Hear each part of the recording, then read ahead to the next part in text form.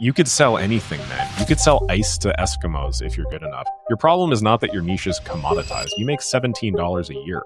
Your problem is that you haven't even talked to a single customer in the last fucking week, you know? You could totally still sell make.com systems. I'm doing it right now. I just did it live like yesterday to a guy, and then I posted the sales call. You don't gotta be a freaking rocket scientist to make this shit. Hey, welcome to The Five, the podcast with Nick Seraph and Matthew Larson, where we talk about 5 things we're doing in our businesses today to improve our revenue and improve our lives. How you doing today, Matt? Good. How are you? You're doing good today? I'm doing good. Yeah. Well, that's great, Matt. I'm really happy to hear that, man. What's got you in such a fine mood? It's just, everything's just fantastic. It's exactly how I didn't picture it. We should get a guest on here. You know, I was thinking about guests too. They do 3 points, just grill them. I was thinking about guests, but I don't know if they could match the energy, if I'm honest. We could try. I don't even know. I don't know who I would want to talk to that would like be willing to come on at this point. Maybe like a year, you know? Yeah. We are seeing some growth though. I think we hit over 1,000 subs the other day. I know. I only have 1,000 on Spotify too, I think. You serious? That's wild. Wow. I think so. Must be your velvety smooth voice. That's your voice. I don't have a great voice. I don't think What's I would new make in it in the- radio. What's new in the business world for you, bro? What are you working on this week? Pretty much the same as every week. What about you? Like affiliates and stuff? Yeah, I'm made a new public agency. Cool. It's called Very byqualifiedleads.com. Yep. Basically everything I do with a website now. By Qualified Leads is a good name. Yeah, I mean, that's about a straight line path as you can get. It's like acquisitions.com. Same Mhm. energy. Qualified Leads is $29K. Qualifiedleads.com. I think I might get it. But I don't know if that's that much better than By Qualified Leads. I feel like leads.com would be the best, but I feel obviously. like qualifiedleads.com would be better than leads.com. What? No, dude. I feel like leads.com. Dude, it's 4 letters, man. 5 letters. Yeah. Okay. Yeah, you're right. I don't know if it's like 29K. Yeah, I could justify it. I don't know. qualified.com. Honestly, I do think at a certain level, like when you're just starting out, it doesn't matter. But when you are like really scaling a business like that and you have a bunch of revenue behind it, like you should spend money on branding and stuff like that. So qualifiedleads.com, and nobody ever bells up. Oh, it's down in price. They're taunting me. It's only $26.6 now. Oh, nice, man. You can They take that know I'm 3K. scoping it out. Use that 3K to take me to lunch. Speaking of which, you want to grab some lunch later? Yeah. Okay. Leads.com is not available. Have you ever gone on this site called instantdomainsearch.com? Yeah, I have. I used to use That's that. the best. That's the best one. Yeah. I didn't find out maybe like 6 months ago. That's like the best one because Yeah. it actually works properly. Agreed. Not like a lot of the other ones. So I'm thinking of it. Qualifiedleads.com. Somebody better not buy this. I'll be watching this with great interest. Oh yeah, all of the super accomplished people on the podcast that are looking to snipe Mr. Larson. I think there's more accomplished people that listen to this than you think. No, bro, I do. That's what I was just saying. There are lots of really accomplished people that listen to this thing. Or should I get past the point? Or should I get unqualifiedleads.com for $3,800? You should get bigman.com. Bigman.com. When I was like just starting out as a freelancer, I got a domain name that I changed after like a week because it was so stupid. It was bigtimeleadgen.com. You called it bigtimeleadgen.com. Bigtimeleadgen.com. Video Kings. Video There's another one called Photography Kings. And then I just ran those agencies forever. There's way too many people whose name just like doesn't even make sense in the context of their business.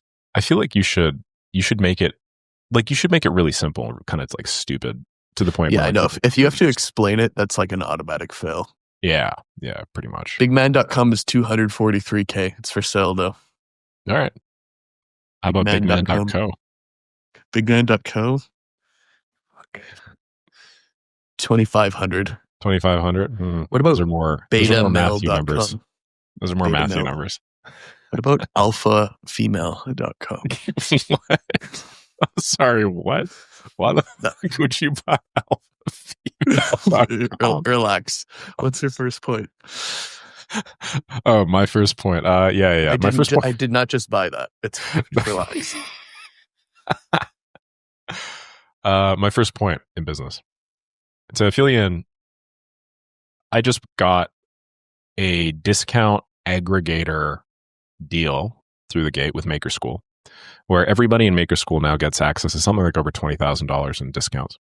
They get something like $20,000 in Stripe fees waived. They get a year free of Webflow.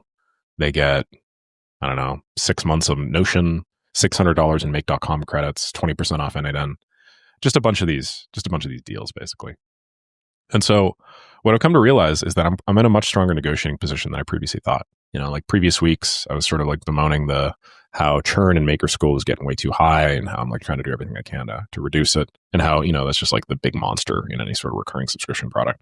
Well, I think the reality is, like, if I run a product that big, like, I have a lot of options. You know what I mean? Like, a lot of people are willing to throw tons of money at you because of network effects. If a percentage of those people convert, and it's not a percent, it's like 30% of people that are going to be, on these products, right? 40% of people that are going to be on these products, then it's worth it for most of these companies. And what I'm doing now is I'm just like one-on-one negotiating vendor discounts with the people that I'm promoting the most. So I got a bunch in the pipeline I'm going after. I'm not going to like mention the specific names, but the idea is, like, I'm taking a survey of all of the platforms that people in my community use.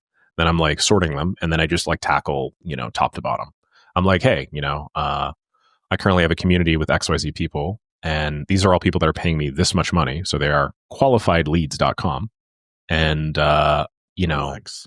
like, I want to drive these people over to a discount code that aligns incentives, makes it more exclusive if you join my community, and then also delivers you some sort of positive result in the way of, more signups and stuff like this. And when I just like drop some numbers, tends to help.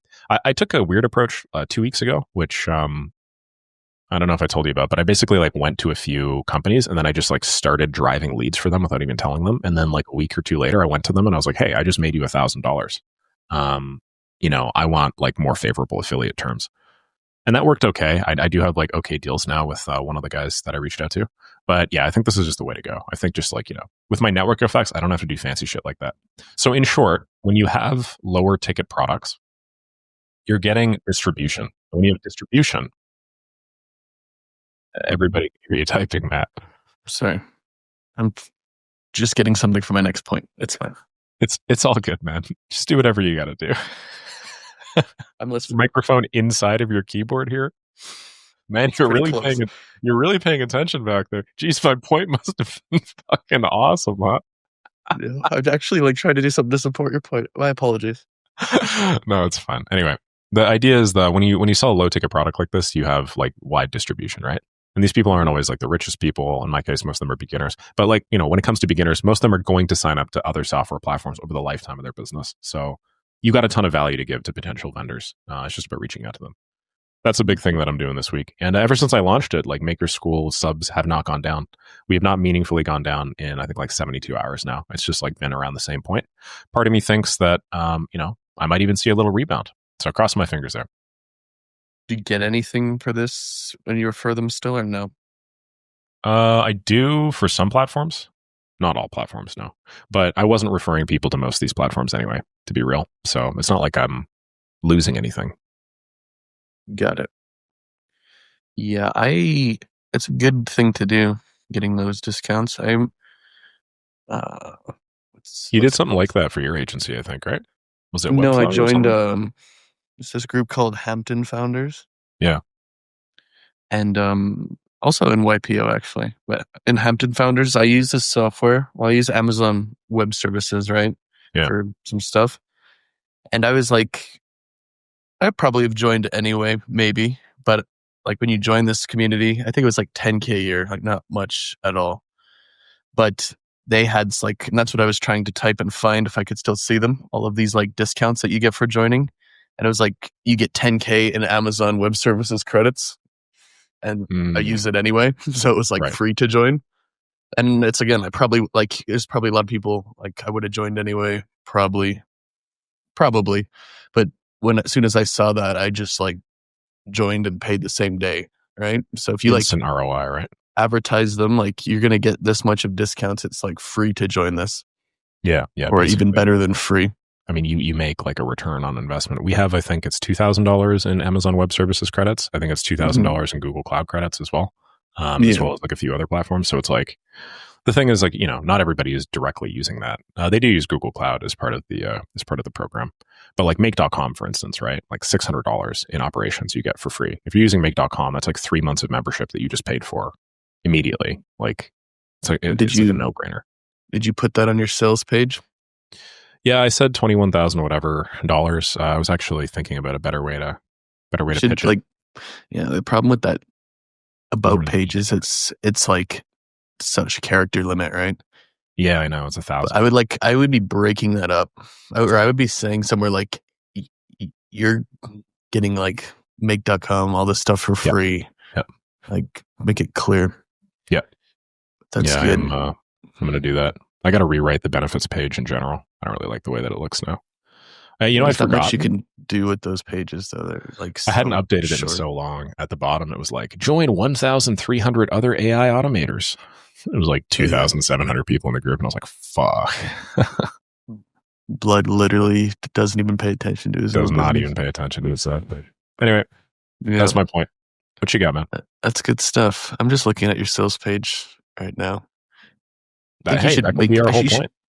You should make them, not screen sharing or anything, but you should like make a photo of these discounts, I think.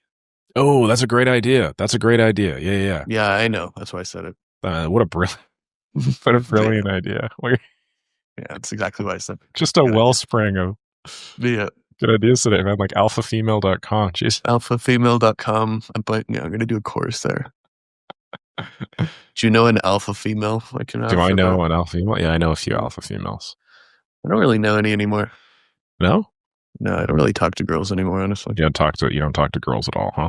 You just hate half of the population and about 8.6% of the viewers of this podcast. Are you just gonna? Nope. That out there. I don't believe I said that. Did you ever see those interviews on like politically controversial topics or whatever, and like the interviewer always like completely blows the frickin' thing way out of the water? It's like, yeah, so I like this, so you don't like that, and it's like, nope. So you want it's like yeah, it's like a statistic about some race. So you want all other races to die? No. Yeah, no. Is that not really what I said? That's stupid. But maybe we should become political commentators, Matt. I'll be like the reasonable middle ground person, and you'll be like the super crazy, Yeah, that sounds good. We should do that. We could do that, and then we're gonna get demonetized so fast, but it'll be fun. Then like we'll go trending though, because you'll say something extraordinarily controversial, and then I'll be like the reasoned, moderate opinion. Mm-hmm. Growth strategy. I would not like to be in political news. Be the worst kind of life. News, huh? No, it's a nasty business right there. Yeah, nastier than the affiliate world. Oh yeah, politics is the nastiest business. All right, what's your point, bro? What do you got? What do I got? So I have 3 points because I usually have to carry this, and you went first, so it's kind of out of order here. Oh, it seems kind of weird. It seems kind of weird. I wonder why I went first. Maybe maybe one day when this is a more like professional podcast, we'll like figure it out. So my point, I actually sent it to one of my favorite new employees. It was a video of Kevin O'Leary talking about working for Steve Jobs, right? He worked for Steve Jobs? Well, Steve Jobs, like Apple bought Kevin O'Leary's education company back in the day. Wow. When Kevin O'Leary used to do that. And like 90% of the video is just him talking about what a dick Steve Jobs is. But like 10% of the video is saying his like brilliance is signal and the noise. So Steve Jobs' thing is, what are the 3 to 5 things he'll do in the next 18 hours and ignoring everything else? And not like worrying about 18 months or like whatever, 3 months or how the future at all. Just like, what are we doing now? Yeah. I think that's a very important way to live the old life that I don't really do that well. So I'm working on that. since I have watched that video recently, and I'm trying, and I have my 3 to 5 things that I'm going to be doing today. And I talk about it a lot, and I talk about it more than I actually do it myself. With like the rule of 5 things per day. Not as I do, huh? I know. So it's just like, I actually kind of talk about this point every week. It seems like trying to convince myself to follow my own advice. Yeah. But so I got my 3 to 5 things that the company does instead of just me.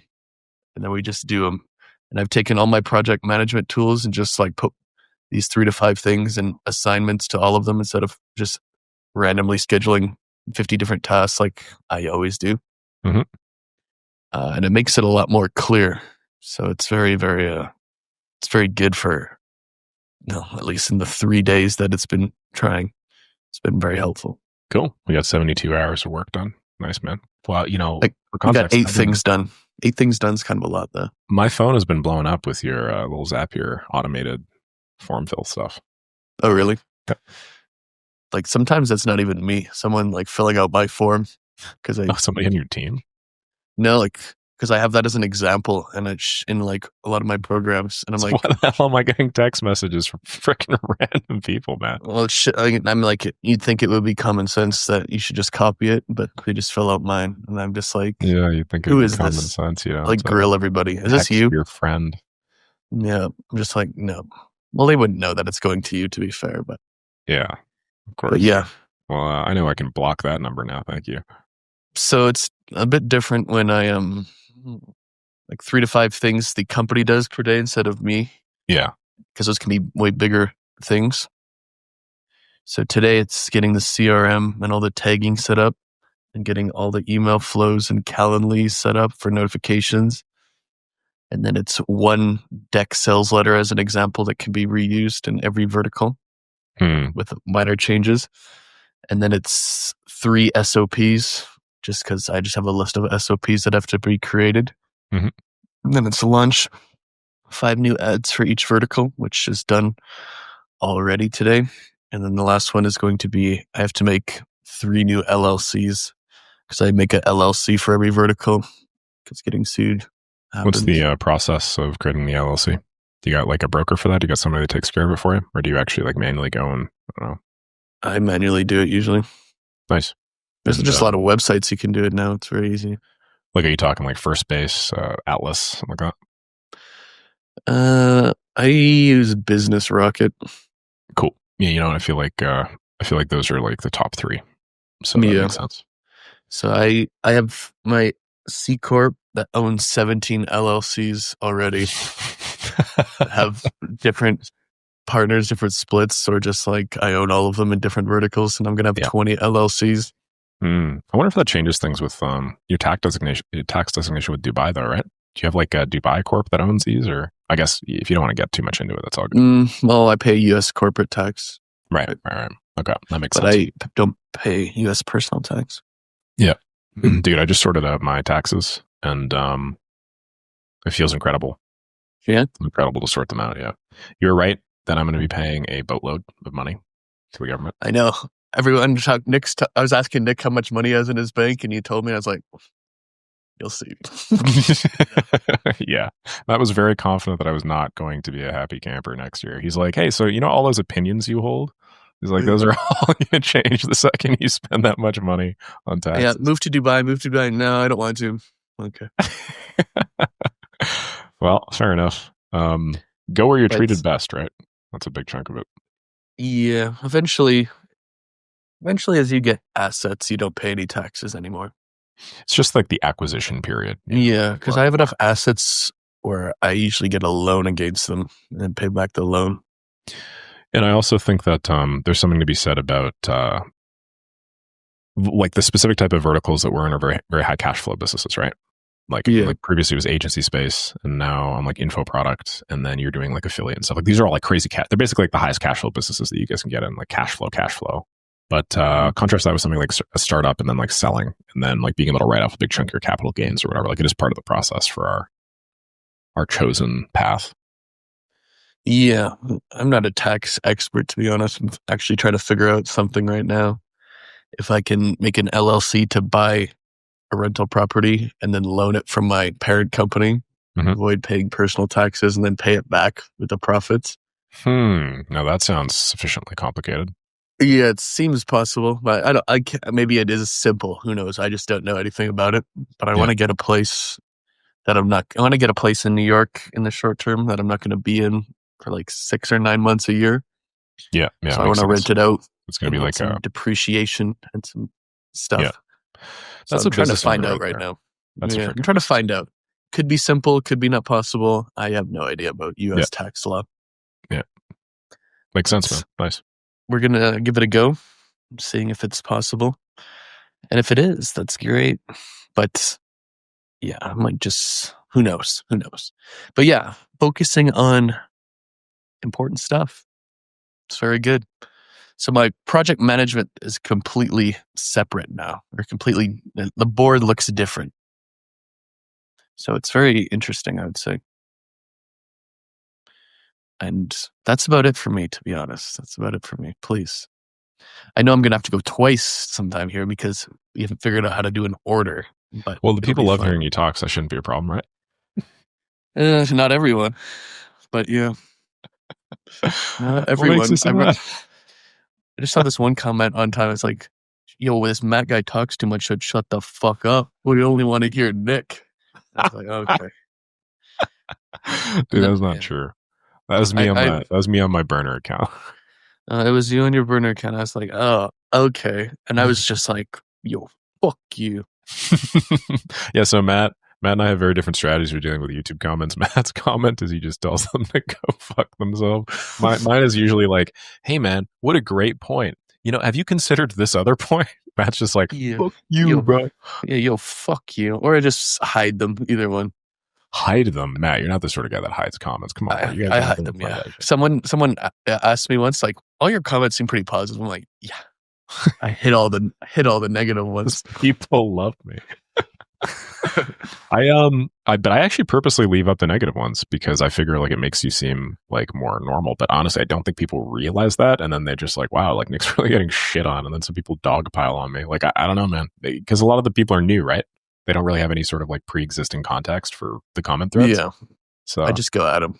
Yeah, that's cool. I hid one recently where some dude was talking about how he went into my ad library and he's like naming the page and he's like, have you run an A/B test on your like landing page with this? I'm like, okay, hide that, relax. You know, like relax, delete, hide user from channel. Sorry, but relax. Yeah. Oh shit. No, I have not. Never heard about split testing? Please explain. Yeah, never heard of that page. That's not my business. No one go to that page. All right. My point is on repackaging business models. So everybody is now starting to say that the AIAA, that's the AI Automation Agency business model, is dead. That it'll never come back. That it's scummy. That it's in the tubes, man. There's no hope if you run an AIAA. Everybody loves these 3 and 4 letter acronym business models. Like it's like hilarious. They like attach their SMMA. SMMA, LMIA. Well, I think that's a legitimate thing actually. But anyway, the point that I'm trying to make is everybody has like they have an attachment to this business model because they think about it so much. Dude, I had no idea what any of these business models were when I was going door to door. I just started freaking talking to businesses and I was like, hey, do you guys want my shit? And then, you know, out of 3,000 businesses, like one of them was like, yes. It did not work very well. But the point that I'm trying to make is that like everybody just tries to do everything except for focus on the one thing that actually matters as a beginner, which is putting yourself in front of businesses. So everybody's saying AI is dead. It's saturated. It's commoditized. Dude, I've heard the term commoditized a billion times this last week. And I'm like, dude, oil is a commodity, bro. Like you could sell anything, man. You could sell ice to Eskimos if you're good enough. Your problem is not that your niche is commoditized. You make $17 a year. Your problem is that you haven't even talked to a single customer in the last fucking week, you know? Anyway, personal rants aside, the point that I'm making is that you can actually just repackage a business model and just change the 4-letter acronym, and people will think it's a completely different business model, and that will give them permission to succeed. For instance, AI Automation Agency? No. AI Growth Partner? Yes. AI Automation Agency? Dead. AI Transformation Partner? Alive and well. Do you know what I mean? doesn't freaking matter if it's the exact same business model. You just package it a little bit differently and put a bow on it. And then all of a sudden everybody's like, oh, this is great. So my whole point for this week is that I'm repackaging my business model. It's no longer an AI automation agency. It's an AI infrastructure partner, an AI operating system. It's an AI growth paradigm. And just because beginners just get so attached to acronyms, a lot of them are going to look at that and they're going to be like, oh, this is a new business model. It's much better. And I got to do that. So it's all marketing, man. It's marketing all the way down, I used to do that at my martial arts gym that I used to own. Just like have the exact same thing. It's like, oh, it's July now. It's the Canada Day thing. Okay, it's August now. It's some bullshit. And then it's September now. It's the exact same thing every time. Well, I see this in martial arts. It's like, oh, it's not Muay Thai. It's like integrated martial arts system. And I'm like, no, man, it's Muay Thai. Like, that's the same shit that you are teaching right now. Yeah, I don't think that's a good idea for people who do stuff like that. Like repackage business owner? Call boxing something else.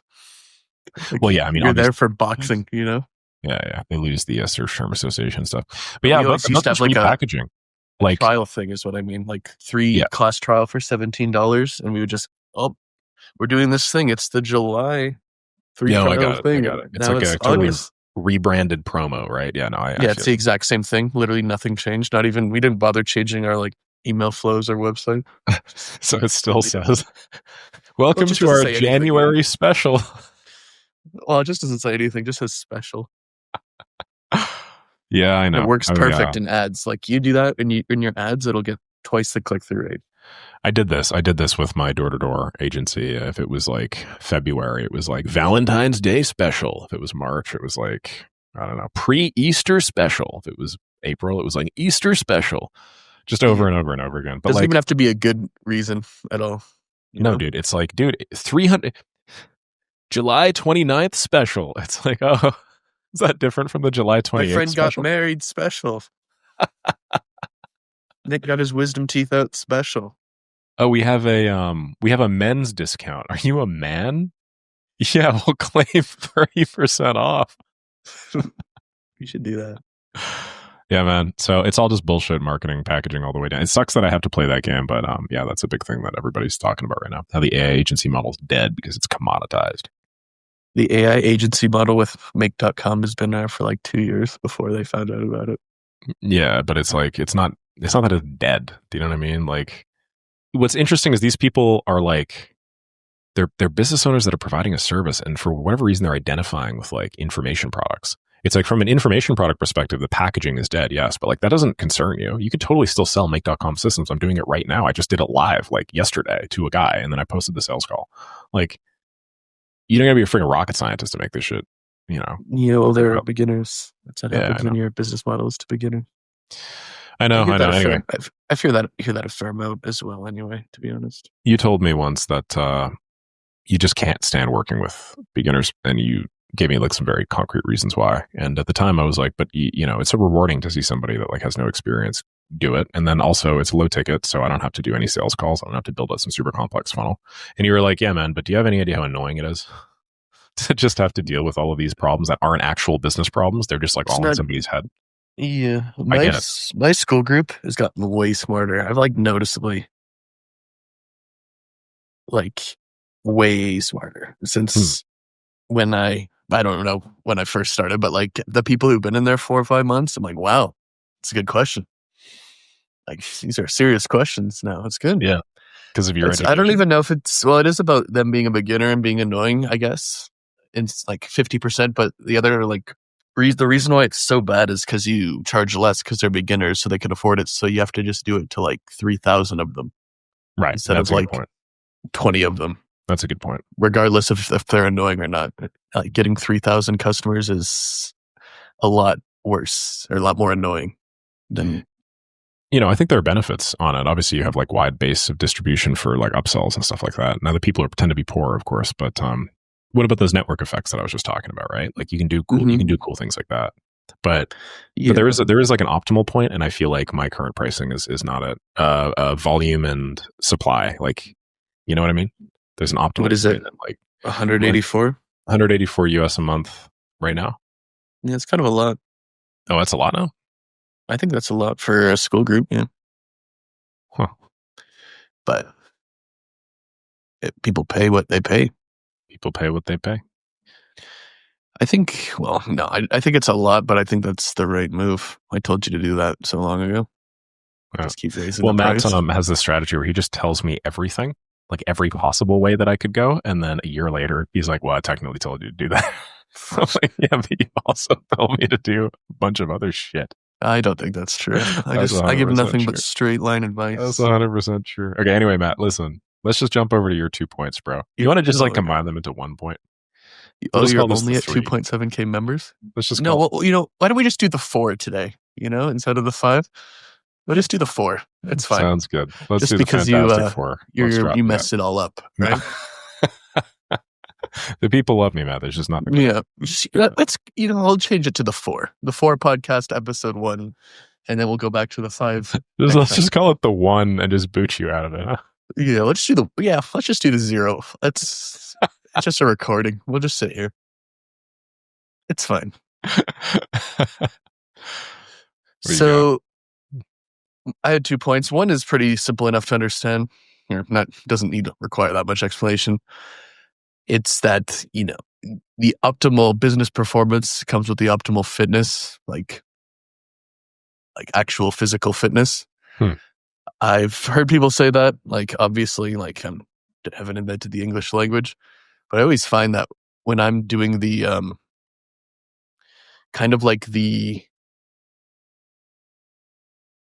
when I'm having a bad time in business, or not even a bad time in terms of results, but not working as hard, especially less focus. That'd probably be a good way. Less focus, less motivation. It's always because I am not at the peak fitness. Let's just refer to it as your fighting weight. I was when I met you, I was cutting for a Muay Thai fight. Remember that? Yeah, that was wild. That was wild. And I actually went too far for that. I tried to cut 35 pounds for a Muay Thai fight, which is just too much. And I'm not a professional fighter. It's just so I'm not sitting in a sauna or something, sweating weight. I was actually just lost 35 pounds to go to this division over the course of a few months, right? But I did it too fast and I was mangled hormonally. But it was funny. I took it, in my opinion, maybe 3 pounds too far. Before I hit, when I was 95% there, I was never working harder, never more focused, never felt more healthy. And then I just took it a little too far to get to this division. But I've actually started fighting again.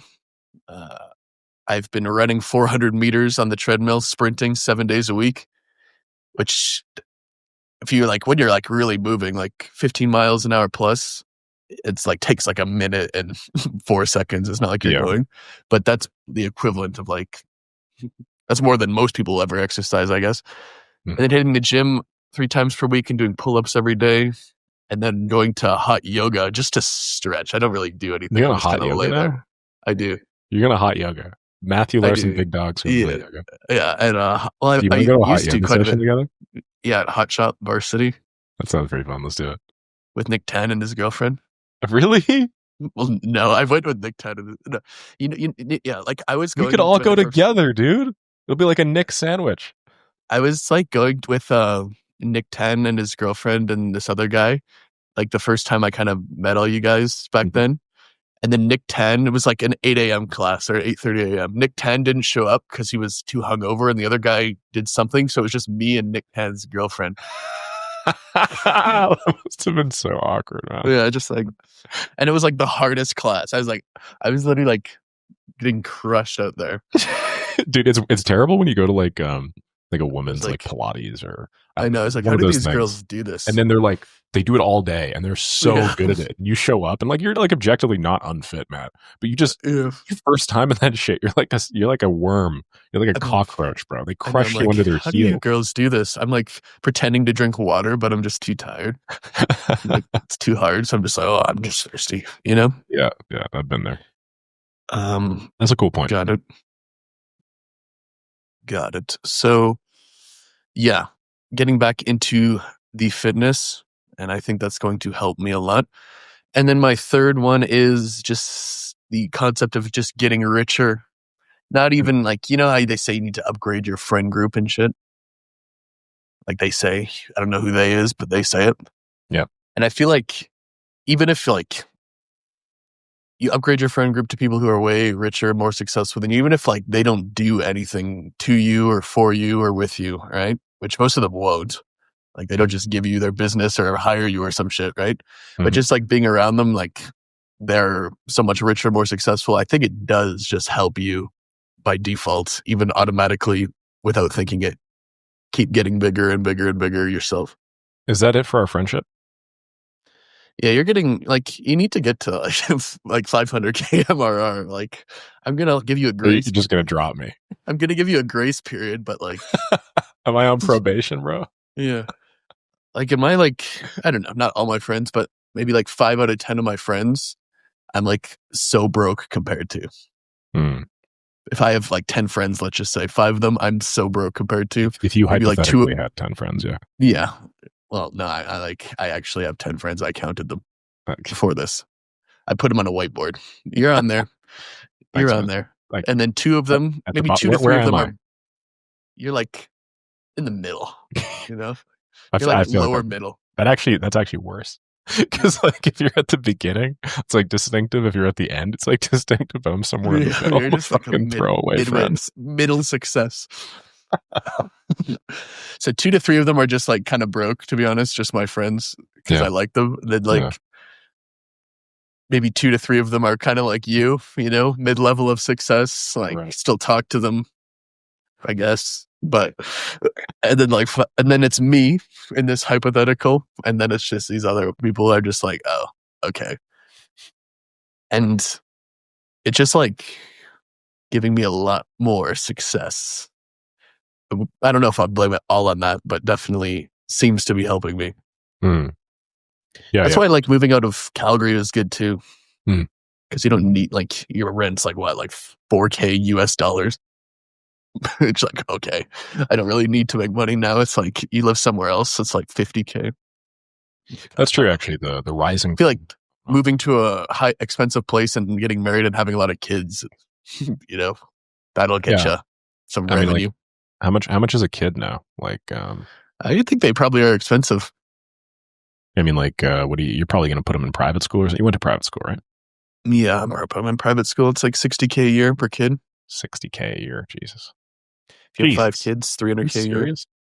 God damn. I did some serious ChatGPT at like 3 a.m. one night. This is a couple months ago. And I started doing this. Like I did it with, I can't remember the numbers I used, but it ended up, I have to put $22,000 a month starting today or when I did it with X amount of interest, X amount of inflation to pay for my kids' private school and like an education fund if I have 5 kids. Jesus, man. So it's $22,000 a month. And then I also accounted for, I wanted to give them, so that was kindergarten to college, like the end of college. So basically it was like the best private school in New York is called Horace Mann or something, I think. And then the best high school and then Columbia University, which that'd probably be like and like they don't have to go to those schools, but that's like what the numbers I used. And then it was $22,000 a month for 5 kids to get them from this to college, but I also to have $250,000 left after they graduated college to do whatever they want with, like kind of like a deposit. just like a lump sum. Nice. Like it would pay for all of their stuff, and then they'd have that left over. And then if they get a scholarship or some shit like that, or they don't go to college or whatever. Yeah, I'm putting my kids in a public school in Harlem. Yeah. Toughen them up a little bit. That would toughen them up a little bit. Maybe why Harlem? Why not go all the way to the Bronx? You know? But yeah, I went to private school. I didn't go for private school for all 12 years, though. I only went for 5 years. Oh, nice. And then you went to public for the other side? I went to Catholic school in elementary. Is that like a public school? How does that work? It's like a public school, but you have to be like baptized and super Catholic. I would say it's like a little better than public school, but not that much better. Yeah, kind of. It's like a public school in the sense that it's like free to go if you're a property taxpayer and that kind of stuff. But how does it work, like with the baptism things? You have to be baptized to go, like I don't think you even need to be baptized anymore. When I went, you did, or Back one in the parent good had old to days. be baptized and you had to be baptized. Interesting. And now it's like just overrun with the non-baptized, like Yeah. a scoundrel like myself. Yeah. So my dad's not baptized. So my dad's not religious, but my mom was, and I was baptized. So I went there. Interesting. Wow, that's crazy. I guess we got a third tier here, right? Like, yeah, like for me it was always public-private, but that makes sense that in Calgary Yeah. you have Catholic schools. Well, everywhere has Catholic school. If the school starts with like Saint or something. Oh, really? Oh, so all of those are Catholic schools. Oh, geez. St. Francis, like, yeah. That's wild, man. I'd like never just put two and two together. It's like you and the Sure Mike. But yeah. Yeah. I've always been like, oh, yeah. Saint X, like sometimes it's like Our Lady of whatever. That's for the girls' Catholic schools, right? Yeah. Or like there's a few different naming conventions, but yeah. I went to St. Maria Goretti and St. Bridget for kindergarten, grade 1, St. Maria Goretti, and then they made it St. Bridget by where my parents lived. And then I went there from 2 to 6. Nice. Yeah, that's good times back then. And then you have religion as like a class. The class is called religion? Yeah. Wow. What do you I honestly can't remember. I'm assuming just Bible stuff. Yeah, probably just like core tenets of the Bible and whatnot. I can't remember, to be honest. But then they made it so they're getting soft. They made it so you don't even have to take it. You can opt out, which I was like, I don't really care one way or the other, but like just go to public school if you don't. Yeah, isn't that the whole idea? Like that you would have a religion class in Catholic school? I would think so. Yeah, but the world's gone soft. The world's gone soft. You get like in the Catholic schools are a little better than public, but they're corrupted a bit. You don't get like quite the like teaching kindergartners about like sexually explicit books, but I feel like it's still not the best. Interesting. Well, before this does indeed turn into a political podcast, Matthew Larson, it was great having you on as per usual, man. Having you on my own podcast? Yeah, that was great. I'm glad you picked up on that. Yeah. Hey, dude, I had a lot of fun, bro. Thank you. Sounds good. Bye. Love you.